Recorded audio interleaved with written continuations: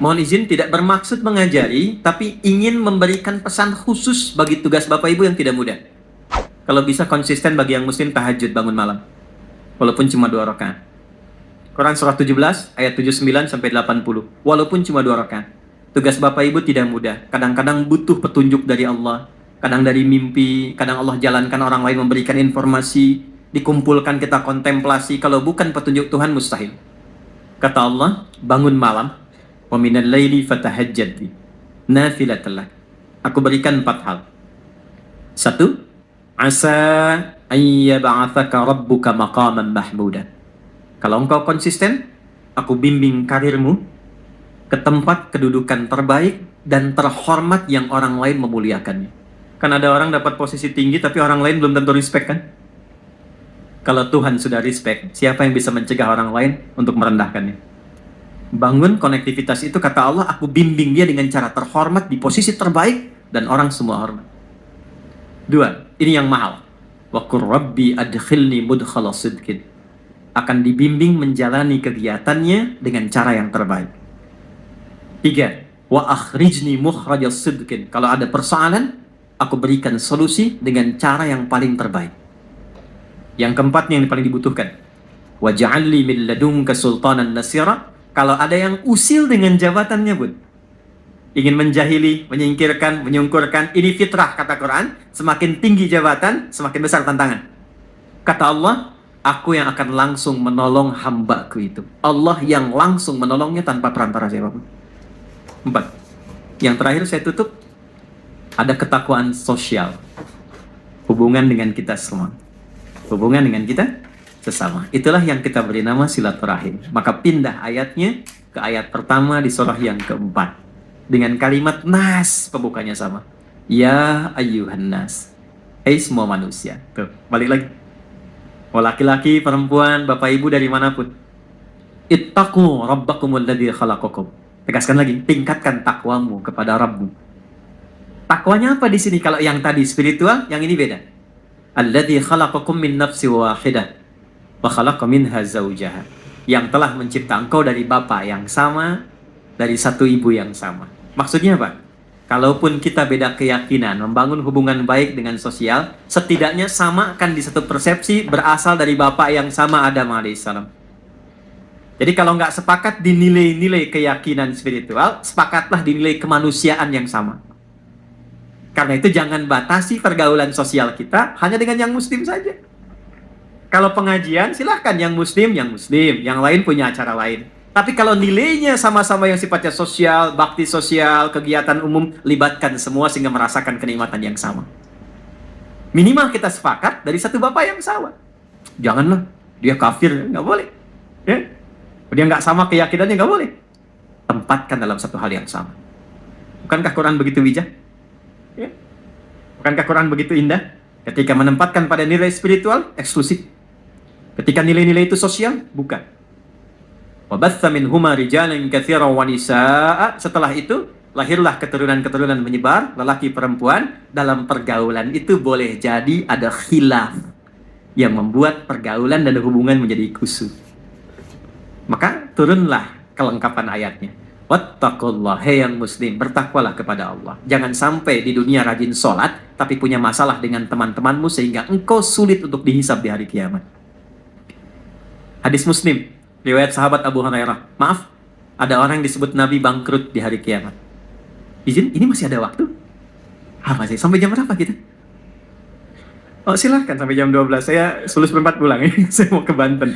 Ya, izin sebentar, maaf. Jadi ada sedang begini, Nabi sedang duduk-duduk nih dengan sahabat, beliau tanya, atadruna al-muflis, tahu nggak kalian orang yang bangkrut?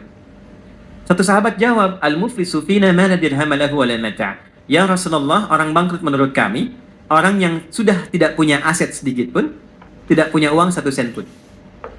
Teori ekonominya pas, benar secara ekonomi. Perhatikan jawaban Nabi. Maaf, yang mengaku umatnya Nabi Muhammad, tolong highlight ini. Al-muflisu min ummati. Orang yang bangkrut di akhirat dari kalangan yang mengaku umatku itu. Nabi tidak mengatakan umatnya Musa, umatnya Isa, tapi ada yang mengatakan umatnya Nabi Muhammad. Ya'ti yaumal qiyamati bi salatin.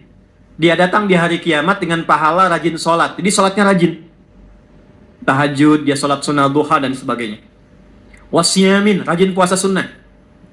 Hati Pak Adeng nih, sedang puasa sunnah nih. Rajin puasa, bukan Ramadan saja, puasa sunnah, puasa. Senin, Kamis, Ayamul Bid, puasa Syawal. Wazakatin, gak telat zakat. Bahkan disiapkan sebelum waktunya. Kemudian, dia sholat, dia puasa, zakat, mungkin juga haji dan umrah. Cuma sayang, wayati qad syatama hadza, tapi lisannya gatal cela orang. Senang mencela. Ya, mencela itu sekarang lisan turun ke tangan tuh. Turun ke tangan. Ada ayatnya, al-yauma nakhtimu ala afwahihim wa tukallimuna aydihim. Sekarang itu ayat Yasin itu berlaku. Kadang orang mencela, lisannya diam tapi tangannya itu komen. Tangannya komen kan? Sudah mulai sekarang ya. Tinggalnya di Singaparna tapi statusnya nyampe Singapura kan? Tungguin gitu kan, dan terlibat di situ. Itu pembuktian terbaik sekarang, muncul sekarang. Dan masalah paling banyak kan sekarang Pak ya, ITE yang banyak diadili itu ya. Wa qadzafa hadza, suka nuduh dengan bukti yang tidak ada. Maaf, wa daraba hadza, senang berkelahi. Puncaknya wasafaka dama hadza, ada yang menumpahkan darah, membawa nama agama dengan jalan yang tidak benar. Tembak sana, bom sana, dor, Allahu Akbar, Allahu Akbar. Dan itu oleh Nabi jauh-jauh diingatkan. Hati-hati Pak, kalau ada aliran yang sedikit-sedikit lukai orang, menghukumi orang sekenanya, kata Nabi hati-hati. Karena kita itu sudah lengkap sekali aturannya, pakemnya sudah jelas. Ya. Jadi saya pernah sampaikan di beberapa kesempatan, waktu bom di Jalan Tamrin tuh, izin Pak Dirjen, teman-teman, Bapak Ibu, itu saya sedang di Lampung. Duar meledak.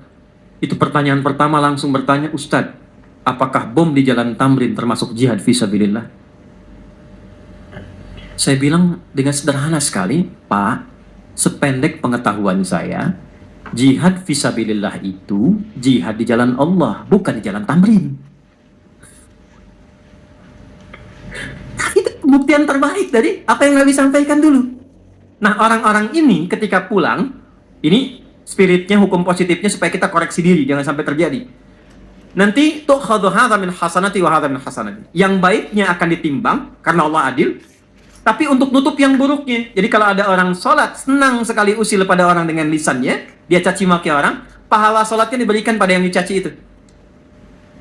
Ada orang puasa, tapi saat yang bersamaan bikin hoax, maka pahala puasanya ditarik, ditutupkan pada dosa hoaxnya itu. Ada orang haji, saat bersamaan fitnah, orang diambil pahala haji, diberikan pada yang difitnah itu. Fa'in faniyat hasanatuhu, kalau habis modalnya, masih tersisa yang buruknya. Pernah mencela orang, ini habis modalnya.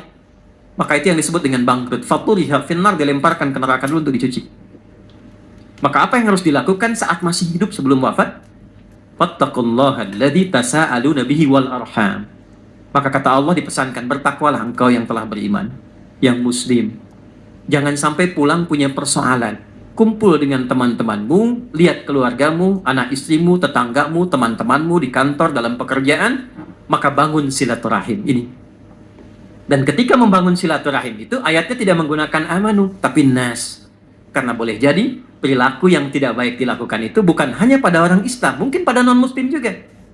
Teman-teman yang hadir saat ini, atau tersambung hybrid yang non-muslim, ingat ya, kalau ada orang Islam mencela non-muslim pun dia tetap berdosa. Itulah indahnya Islam. Akhlak sosial itu dihitung merata oleh Allah. Jangan dikira selesai, tidak. Ya, di era Nabi pun orang yang tidak menghormati hak orang lain itu dikecam oleh Nabi. Sekalipun objeknya Nasrani atau Yahudi. Untuk menunjukkan keadilan dalam Islam, sistemnya adalah komprehensif untuk semua. Saya tutup dengan sebuah kisah bagaimana mengoptimalkan takwa yang terkait dengan kehidupan kita yang beragam dan dinamis. Imam Hasan al-Basri, di akhir kisah kami, tinggal di apartemen yang sederhana. Rumah susun sebetulnya. Bagian bawah, di atasnya Nasrani.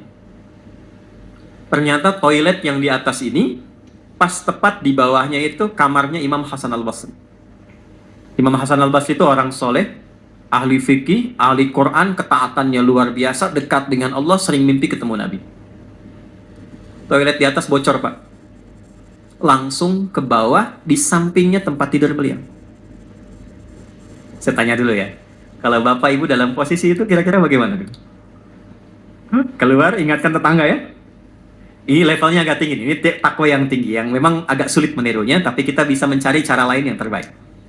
Beliau tidak pernah mengingatkan dan menegur tetangganya, tapi mencari solusi untuk menenangkan dirinya. Ambil ember, ditadahi di bawahnya. Setiap kali penuh, buang, ganti lagi. Buang, ganti lagi.